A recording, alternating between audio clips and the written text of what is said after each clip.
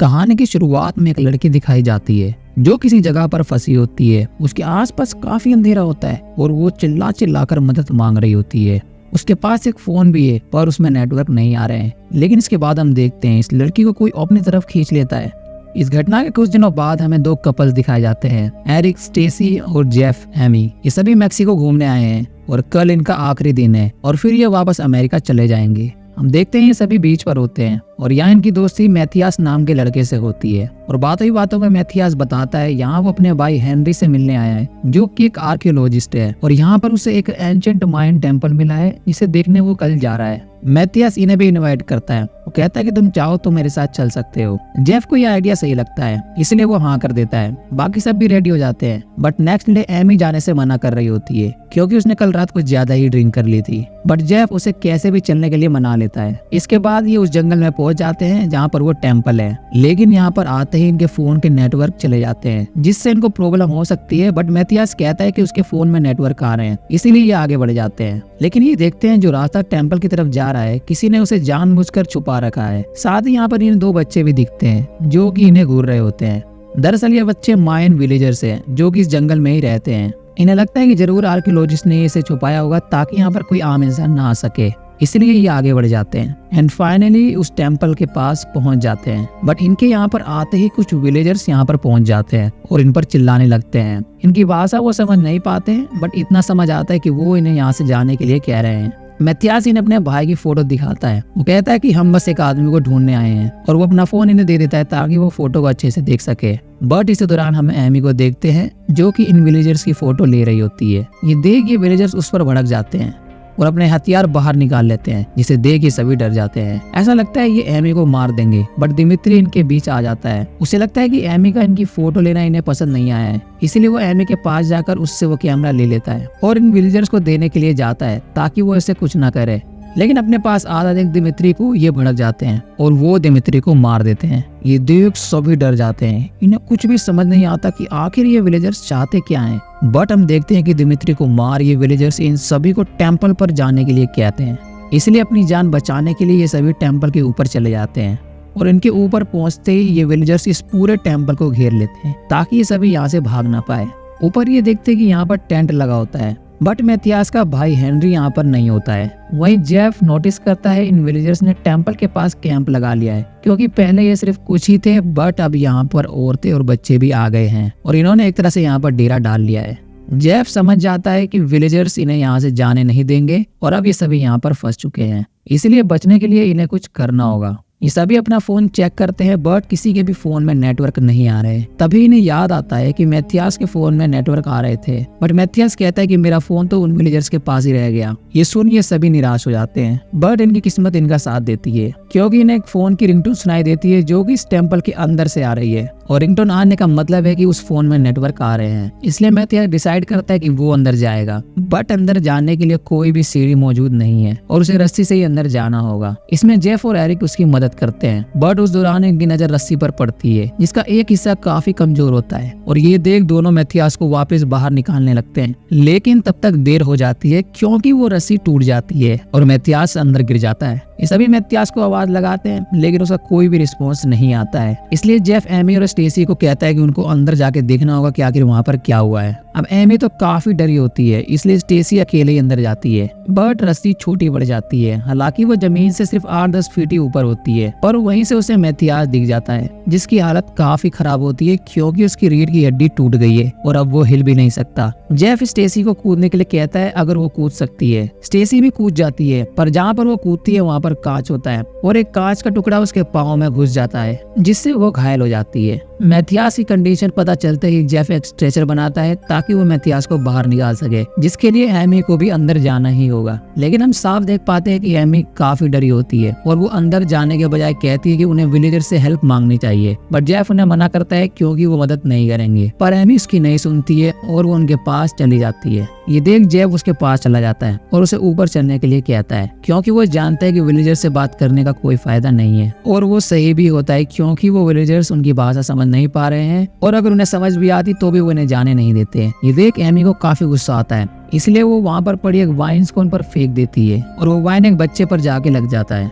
इसके बाद हम देखते हैं कि विलेजर्स उस बच्चे को गोली मार देते हैं। ये देखिए दोनों वापस चले जाते हैं। इन्हें यकीन नहीं होता कि आखिर उन्होंने उस बच्चे के साथ ऐसा क्यों किया। इसलिए अब एमी के पास कोई ऑप्शन नहीं है और उसे अंदर जाना ही होगा, इसलिए वो अंदर चली जाती है और ये दोनों मैथियास को ऊपर ले आते हैं। मैथियास की हालत हद से ज्यादा खराब होती है, जिसकी वजह से इन्फेक्शन का खतरा बढ़ गया है और अगर जल्दी से उसे ट्रीटमेंट नहीं मिला तो उसकी जान भी जा सकती है। अगले दिन दिखाया जाता है जेफ को इन वाइन्स में एक डेड बॉडी दिखती है जो कि सड़ चुकी होती है एंड मोस्ट प्रोबेबली ये मैथियास का भाई हेनरी की है। लेकिन इसके बाद एक खौफनाक चीज ये देखते हैं। दरअसल स्टेसी जब उठती है तो हम देखते हैं कि इन वाइन्स ने उसके पैरों को जकड़ रखा है और उसकी चोट के जरिए वो उसकी बॉडी के अंदर तक चले गए हैं। और यही सेम घटना मैथियास के साथ भी घटी होती है, पर उसकी हालत तो बद से बदतर हो चुकी है। स्टेसी से तो उन वाइन्स को अलग कर देते हैं, बट मैथियास के साथ ये करना मुमकिन नहीं है क्योंकि इन वाइन्स ने बहुत बुरी तरह उसे जकड़ रखा है। इसी बीच वो फोन जो टेम्पल के अंदर है वो फिर से बजने लगता है और ये जानते हैं ये फोन इन्हें बाहर निकाल सकता है, इसलिए स्टेसी और एमी फिर उसके अंदर जाती हैं और इस बार वो उस आवाज को फॉलो करने लगती है। इससे ये टेम्पल के थोड़ा अंदर पहुंच जाते हैं जहाँ हर जगह बस यही वाइन्स होती है। हालांकि ये दोनों काफी डरे होते हैं, बट कैसे भी हिम्मत कर वो इन वाइन से होते हुए केव में पहुंच जाते हैं जहाँ इन्हें एक औरत की डेड बॉडी दिखती है। इसके पास वही फोन होता है और मैं आपको बता दूं कि ये वही औरत है जिसे मूवी की स्टार्टिंग में दिखाया गया था और अब समझ आता है कि वो कहाँ पर फंसी हुई थी, लेकिन उसे अपनी तरफ किसने खींचा था इसका जवाब बस मिलने ही वाला है। तो हम देखते हैं कि स्टेसी वो फोन ले लेती है, लेकिन ये फोन तो खराब होता है। लेकिन इसके तुरंत ही बाद ही वही रिंगटोन वापस बजने लगती है, पर आवाज ये फोन से नहीं आ रही होती है बल्कि फूलों से आ रही है जो कि इन वाइन्स में है। एमी ये नोटिस कर लेती है, पर जैसे ही वो इन फूल के पास जाती है ये वाइन्स उसके हाथ को जकड़ लेते हैं और यहाँ हमें पता चलता है कि असल में ये वाइन्स जिंदा है और यही वाइन्स फोन की आवाज निकाल रहे थे ताकि इन्हें अपने पास बुला सके।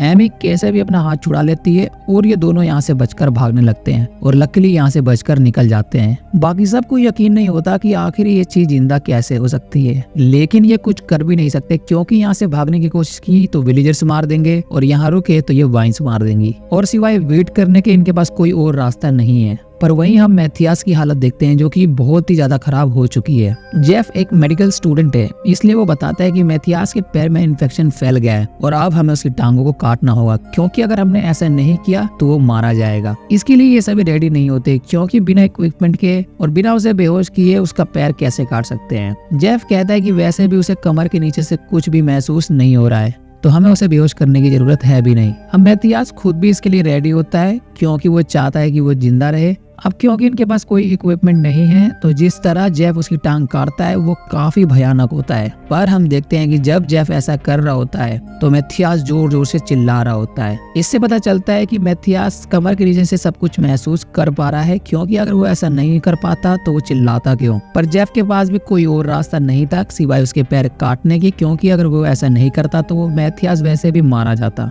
लेकिन इसके बाद जो होता है इससे तो इन सबकी आंखें फटी की फटी रह जाती है क्योंकि हम देखते हैं कि वो वाइन्स मैथियास के कटे पैर को ले जा रहे हैं। लेकिन इसके बाद हमें दिखाया जाता है कि ये वाइन सिर्फ जिंदा ही नहीं है बल्कि इनके अंदर दिमाग भी है जिसका इस्तेमाल कर ये वाइन्स इनकी आपस में लड़ाई करवा देते हैं। दरअसल रात होने पर एरिक एमी के साथ बैठा होता है और उस समय जेफ विलेजर्स पर नजर रख रहा होता है और स्टेसी टेंट के अंदर होती है। एमी काफी डरी होती है और वो रोने लगती है, इसलिए एरिक उसे संभालता है। बट हम देखते हैं कि टेंट में स्टेसी को एक आवाज सुनाई देती है जैसे कि कोई इंटीमेट हो रहा हो और उसे लगता है कि ये एरिक और एमी है और एरिक उसे धोखा दे रहा है, पर असल में ये आवाज फूल निकाल रहे होते हैं। लेकिन स्टेसी ये समझ नहीं पाती और वो इनसे लड़ने लगती है। इनकी आवाज सुन यहाँ पर जेफ भी आ जाता है। इनकी लड़ाई के बीच हम मैथियास को देखते हैं और ये वाइन्स उसके मुंह में घुस जाते हैं। ये चीज जेफ देख लेता है और वो उसे बचाने की कोशिश करता है, लेकिन अब मैथियास की मौत हो चुकी है। ये देख स्टेसी भी लड़ना बंद कर देती है और वो इनसे कहती है कि ये वाइन्स उसके शरीर में है, पर सबको लगता है कि ये बस उसका वहम है।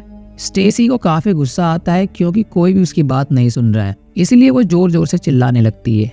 पर हम इसके बाद देखते हैं कि ये फूल स्टेसी की आवाज को मिमिक करने लगते हैं और स्टेसी की तरह ही जोर जोर से चिल्लाने की आवाज निकाल रहे होते हैं। इससे जेफ को समझ आता है कि क्यों विलेजर्स इन्हें यहाँ से जाने नहीं दे रहे हैं। दरअसल वो जानते हैं ये वाइन्स कितने खतरनाक है और किसी के भी शरीर में घुसकर अंदर जिंदा रह सकते हैं, जिसकी वजह से इनके फैलने का खतरा बढ़ जाता है और यही ये विलेजर्स नहीं चाहते हैं। जी हाँ, ये बॉडी में घुसकर रह सकते हैं, ये बात सही है, क्योंकि इसके बाद हमें दिखाया जाता है कि स्टेसी सही थी, ये वाइन्स उसकी बॉडी के अंदर है। ये देख जेफ उसकी बॉडी से ये निकालने का फैसला करता है, जिससे स्टेसी थोड़ा घायल हो जाती है क्योंकि ये निकालने के लिए उसे उसके शरीर के हिस्से को काटना पड़ेगा। पर जेफ कैसे भी स्टेसी के अंदर से उन वाइन्स को निकाल देता है, बट स्टिल कुछ वाइन्स अभी भी अंदर होते हैं जो कि उसके ब्रेन तक पहुंच गए हैं, जिन्हें वो नहीं निकाल सकता क्योंकि अगर उसने ऐसा किया तो उसकी जान भी जा सकती है। स्टेसी बार बार कहती है कि ये उसके दिमाग के पास है, बट ये जानबूझकर इग्नोर कर रहे होते हैं क्योंकि ये जानते हैं कि ये कुछ भी नहीं कर सकते। अब क्योंकि ये सब तो ऐसा नहीं करने वाले हैं, इसलिए स्टेसी ये खुद ही करती है। जब सभी सो रहे होते हैं तो स्टेसी बाहर आती है और वो चाकू की मदद से खुद को काटने लगती है और ऐसा कर वो खुद को बुरी तरह घायल कर लेती है। जेफ उसे रोकने की कोशिश करता है पर वो जेफ पर ही चाकू से वार कर देती है, जिससे उसका हाथ कट जाता है। एरिक भी उसे रोकने जाता है बट अनइंटेंशनली वो चाकू को सीधा एरिक के छाती में घुसा देती है, जिससे एरिक की मौत हो जाती है। स्टेसी को इसका काफी अफसोस होता है और वो जानती है कि वो भी नहीं बचेगी, इसलिए वो इन्हें कहती है कि मुझे मार दो, और जेफ ये कर भी देता है क्योंकि वो जानता है कि वो वैसे भी नहीं बचने वाली है।